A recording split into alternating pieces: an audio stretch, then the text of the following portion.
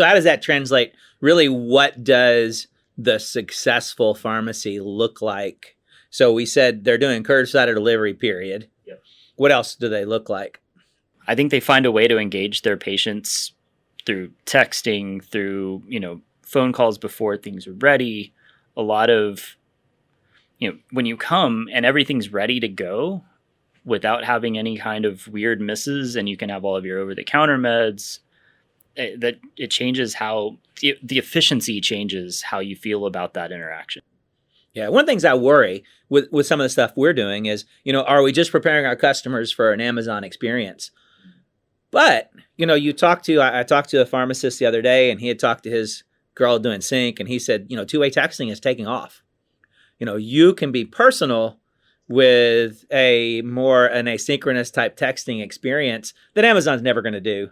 You're not going to have a personal relationship with somebody working in a big call center somewhere and who's going to understand your problems and who you are, and you get a consistent person. It's just not their MO. Right. And it adds a whole different spectrum where my friends and I, my really good friends, don't call me, right? We're going to text or do whatever. And if you need to have a quick call, you will. But it opens up a whole different spectrum of people that want a personal local experience, but don't necessarily want to have a 10-minute phone call every month. So I think a successful pharmacy, like two-way text messaging is huge. Like, I would use that in a second.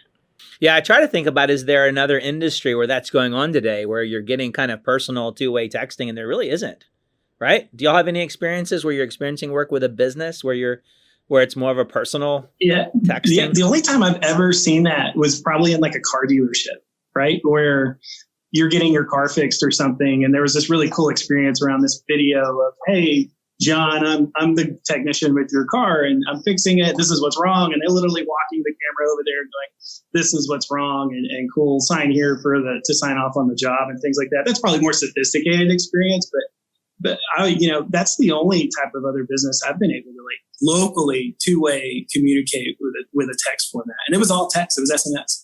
And it made me want to go back, because I still knew my technician. I didn't have to pick up the phone and call him. I didn't have to try to make a phone call when he's called. I didn't have to try to pick up when he called.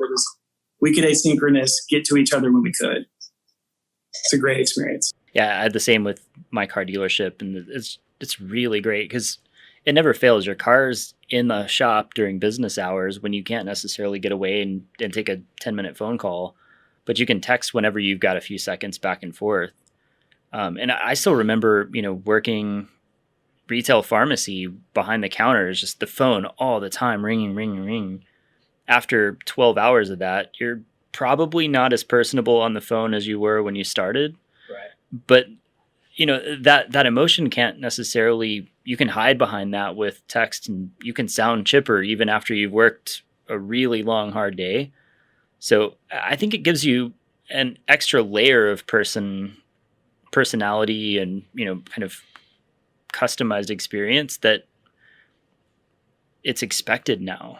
So what we're saying is that we think for the pharmacy 2022 that survives this has got to be doing some type of delivery curbside or drive-thru, and they've got to be texting. Yeah. Because they've got to replace this personalization that's going to be removed by these people not coming into the store and shooting the breeze with the ability to talk.